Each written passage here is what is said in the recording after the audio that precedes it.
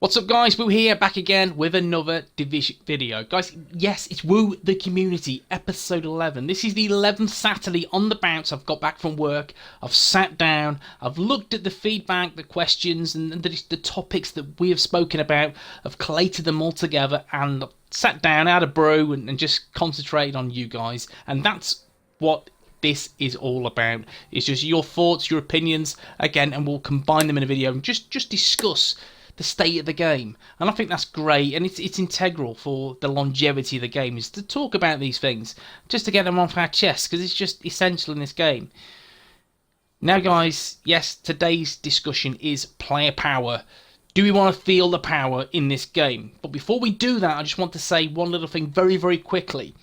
I have created a Patreon page, and again guys, I really appreciated your support so far, guys. It means the absolute world to me, my family, and I want to do this permanently. This is what I want to do full time. And again, I am just a minuscule grain of sand in the desert as it stands, but I want to make a splash. And by doing so, I need your support, your continued support, guys. So please check that out. I have some really cool perks happening. I will be uploading exclusive videos just for Patreon members, and they start from just $3 a month. $3. So guys, check that out when you can. There's a little link in the description, and in fact there's one above the screen about now, but there you go. Don't feel obliged to join, guys. I'm not forcing you. I'm not saying you have to do it or I'll drop the WOO bomb on you. I'm just saying, if you want to support the channel further, if you want to see me achieve my dreams quicker, then guys, please check that out in your own free time. Guys, let's WOO this. Okay then peeps, yes, today's discussion, WOO the Community, episode 11. So, player power. And I really want to discuss this. This is something that, again, is close to my heart in terms of, as agents, what do we want to feel? Do we want to feel strong? Do you want to feel powerful? What do we want from the game? When you go out there and you create a build and you think, look, this build is min-maxed. Should that build, which is fully optimized, should it have power? Should you feel like Thanos? Should you feel like Kratos? You know, that's the discussion in this video. So guys, many reached out, and check these comments out. We'll start with this gent just here, and that is Justin Chapman. Short and sweet. 100% mate, or what's the point? Now Justin, thanks for that very short point, but let's just go and clarify that. Is that when I play any game, in that game that involves grinding and just again farming for gear, that, you know, it's a loot system, it's a loot based game. Ultimately, I want to feel power. That's it. I want to feel strong, powerful, because I've earned the reward from putting in the time, the hours of grinding, and that should just be a necessity in any kind of looter shooter, in any kind of grind game. That's the point. For me anyway, that is the point of this game, is that you need to feel power. And yes guys, power is needed to get the most out of a title like this. You need to feel some kind of, again, that Avengers kind of feel to it, and that's ultimate power. So Justin, I agree with your point 100%, fella. The next one is my good buddy from down under, Sando Douglas. He said this: honestly, if you grind for hours on end to get the best gear, then you should feel powerful, but not to the point where the hardest content is easy. Legendary should still require good teamwork, otherwise what's the point? Sando, my main man, thank you as always. Now, I agree with this wholeheartedly, because there shouldn't be a point in the game where you are cakewalking content. I know there was a patch a few months back, TU7, I believe, that was very much you could solo the hardest content simply, very easily, just by chucking on a hardwired build, seekers and turret, and you're laughing all the way to the bank. And that's not what I want to see. It's not what I want to see at all. And I've always kind of buoyed for passion and really champed at the bit for just balance throughout the game. But ultimately, at the same time, you need to feel power. And I do feel that TU10 has done that. It has given us, again, an injection of player power, and we'll go through that as we go through the course of the video. But TU10 is, or has been, a turning point in the game for me that has really turned people's opinions, you know, on the most part, guys, not everybody, but on the most part, that there's life in the old dog, yeah, that's for sure. Now, in terms of legendaries, buddy, then yeah, that should not be a solo aspect. It shouldn't be a thing whatsoever. Legendary missions should only be for teams and teamwork. That's for sure. And again, it'd be nice to see really good diverse builds, you know, healers, skill builds, DPS, you know, and with all these kind of builds amalgamate together, and that's what I want to see in this kind of content, is that some really good team synergy within the groups, that's for sure. So guys, yes, Sando, bob on mate, to hit the nail on the head, I completely agree. We need to feel power, but not at the point where content is a doddle. Thanks, Sando. Appreciate your support, mate. Sparks1505 said this: I personally think TU10 player power has come back, especially regarding skill builds. They've become very strong now, and with the majority of skills actually serving a purpose within a build to now make it viable and powerful. Some of the community were concerned before TU10 with some status nerfs, but when running Eclipse Protocol pieces along with other skill status pieces, they have just become so much more fun. The bleed is so real that it is even has Predator's Mark scared. Sparksman, thank you very much for being a legend, community member, and of course dropping that comment.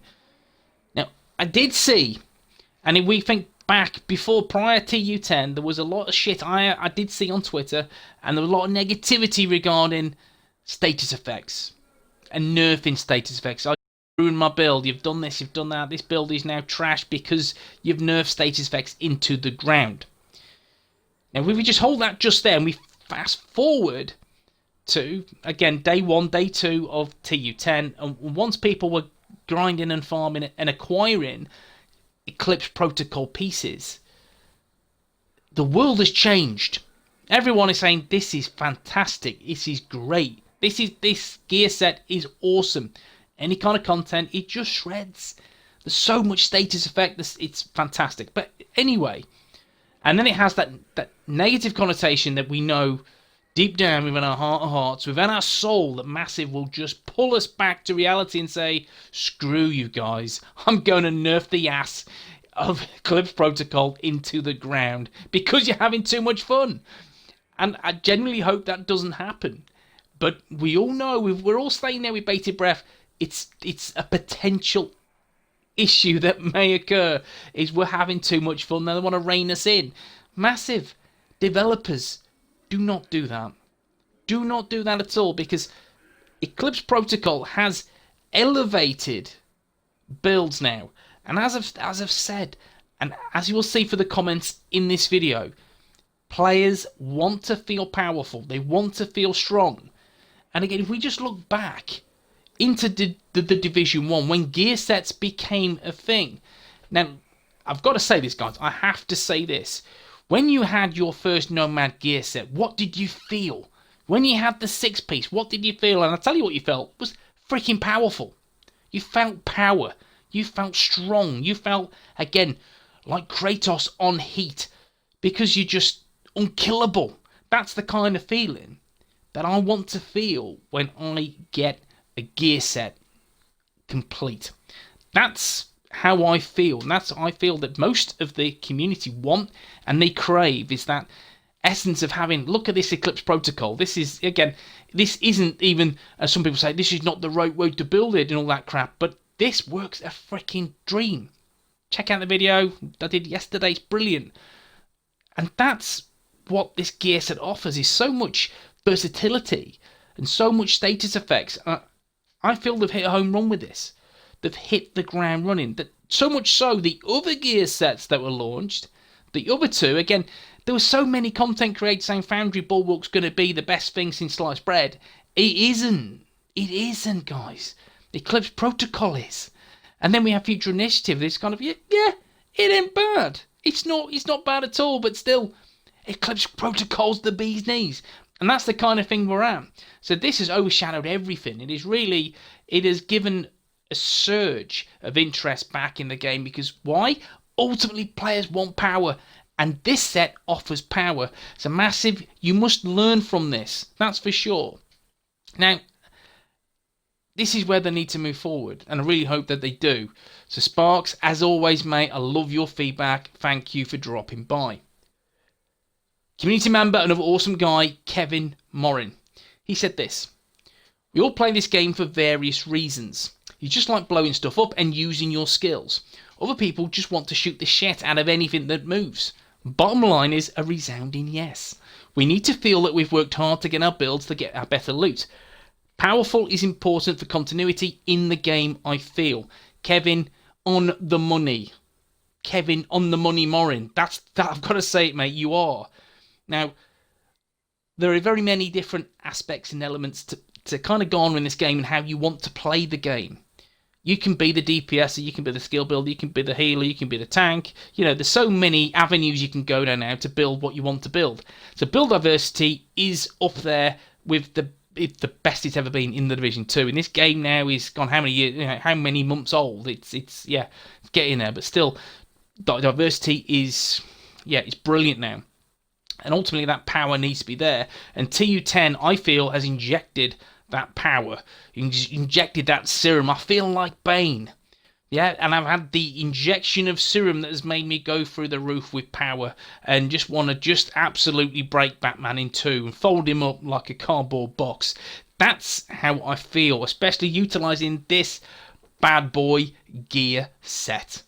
And that's exactly what you want from the game. You don't want it to the point where it's piss easy, but you want to instantly feel the power. How many times you put a gear set on and go, yeah guys, this is shit, it's underwhelming, there's no fun, high ends are better, trash, there you go. Many times I've felt that way, and at times I want to do a video on a particular set and think, no, it's just not worth it. It isn't worth it, guys, because it's trash, you know? But having something like this has really elevated the game, in my opinion. So kudos to Massive, but don't freaking nerf it. Okay, Kevin, mate, on the money. Thank you very much for dropping by, bud. Now, this is a long one. This is my good buddy and good friend, Sentinel. You should definitely feel powerful in any game, if you're willing to put enough time and effort into it. But handing over gear and items that make you feel godly with such little effort is really not good for the game. Anything that becomes meta in a game quickly takes the focus away from anything else and makes them all obsolete. This can quickly make playing become boring, as you can easily smash the hardest content with next to no effort at all. The game developers don't do themselves any favours by giving the player base this kind of content, because they only end up nerfed somewhere down the line, upsetting the whole community and making them even more frustrated. Gear sets in this game are so easy to come across and optimize compared to all of the brand sets, and most of the time are way too strong when first released. Why can't they start smaller and work their way up by giving buffs to gear instead of nerfs, and increasing the NPC difficulty alongside it? This, in my opinion, will keep the game feeling appealing and more balanced after every update.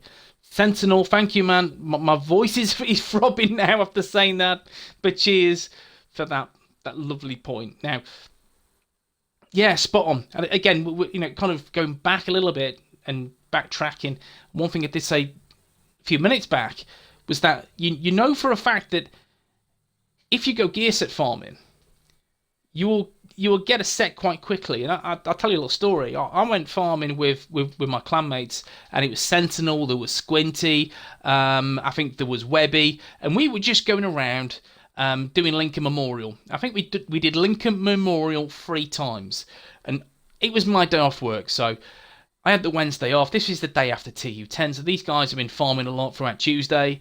Said some really nice pieces, but Wednesday was like, let's just farm gear sets. EP is in, plus Foundry Bulwark and obviously Future Initiative, so let's farm obviously gear sets. So I tagged along, and these guys, these gentlemen, should I say gentlemen, they dropped me any gear sets that they come across. It was amazing. It was freaking amazing. So after 3 runs of Lincoln Memorial, I had 5 pieces. I don't mean just 5 standard pieces. I mean I had the mask, the chest piece, I had the holster, the knee pads, and the gloves of Eclipse Protocol. I had 4 pieces of Foundry Bulwark, that's enough for a build, and I had, I think, 3 pieces of Future Initiative, and I had 3 pairs of gloves or something silly like that, so I was fully stocked. I was absolutely just full to the rafters of gear sets, and it was brilliant, and the guys were legends by doing so. So in terms of acquiring this gear, you play with clanmates, you play with your buddies, then I guarantee within, and it was, guys, 45 minutes to an hour, I was full to the rafters of loot. And that's brilliant. Again, like I said, right, that's a build video. There you go. All you need to do is just recalibrate this, job done. And that was how good it was for me. I found it very, very easy to do that. And that's fantastic. And that's exactly how I wanted it. But still, that's also part of the problem. Yeah, it's easy to acquire, but again, the way you look at things, this gear is it's powerful gear sets that are easy to obtain. Again, it just kind of stops the grind a little bit, and I don't want anything again too far away that you can get to or achieve. That I don't want, but I want them there on the end of a stick. I want a little carrot dangling, so I'm just consistently trying to get that carrot, and that's how I want to, enjoy my looter shooter grind experience. Not to the point where I don't even get the freaking thing after spending 4 weeks trying to farm for it. That's just pointless. But still, a good few days of grinding and farming, you put the hours and time in, you're ultimately rewarded. That's how it should be. So maybe gear sets were too easy to get, too easy to pick up, because now everyone's pretty much got the Eclipse Protocol gear set, with again, in a week just after of TU10 dropping. And I do think it has become quite easy to grind these pieces out. But guys, let me know what you think about that below, because I do think they're quite easy to acquire. And again, just to finish off, ultimately, content should feel rewarding. You should feel power, but at the same time, you should feel challenged. And that's what you want. You don't want to just walk through any content, but ultimately you want to feel ultimate power by utilizing a really good optimized build. You want to feel that really elevate your build and your playstyle. But guys, yeah, I'd agree with that. Sentinel on the money. Now, Gwent Kwang said this: I think what the developers did for TU10 is pretty good and made us feel strong in PvE. Not sure about PvP since I'm not a big fan of PvP. I can consider it use different weapons and still feel powerful. Weapons are never used, now useful and powerful. Skills are powerful. I see a lot of different builds when I do matchmaking now too. And yes, man, you are perfectly poised. Great position to be in, because how many times before I would join missions, and this is TU9, I guarantee you this, TU9, players would roll with the same cookie cutter shit time and time again. On the most part, I would see every time in TU9, every time I did heroic missions, and I did shitloads, someone would run a Baker's Dozen build. Baker's Dozen 6 red build, all red. It's just, yeah, that's it. And people would just stand back and just snipe. And that was it. And you'd have the odd skill build. So you'd see that was your main build, and then you'd see your Seeker Mines and your Hive Stinger. That's what you kind of see. And it's kind of boring. It's just boring. And you've seen my builds, guys. And the way I build for fun. Ultimately, that they work and they are powerful, but I want to have fun in this game. I think there's too many people that take it far too seriously. And when I play the game, I look for new ways how to deliver really good, funny, really rewarding builds that complement you and your style. Yes, they're not for everyone, but for some players you will walk away thinking, this is a lot of fun, this is a nice WOO build. And that's what I want. I want to bring diversity where it's solely needed. And TU10, that for me, it's like opening Pandora's box, because diversity in this game now, in its present shape and form, has gone through the roof. Whereas prior to this, it's a bit stagnant. It is what you make it, but now there's so many opportunities for so many good builds and Eclipse Protocol, there's so many ways you can run that now, and so many different skills you can run it with, and it's great. It's absolutely great. So, Quang Quang, thank you very much for your comment, mate. But I completely agree. There's a lot more diversity in the game right now. And finally, it's Phil Heather. Really nice guy. He's my PS4 moderator on Discord. Really nice guy. There's only one problem with Phil, guys. I don't know if you agree, but please tell me below that he's a Chelsea fan. Yes, guys, Chelsea. I'm not a Chelsea fan, but Phil's a nice guy, so I'll let him off. But still, Phil, thank you very much for dropping by, buddy. Phil said this: it's quite a tough balance. If you're a regular guy with wife and kids, only been able to grind out a few hours a week, you can only put together a couple of decent builds. You still want to feel powerful.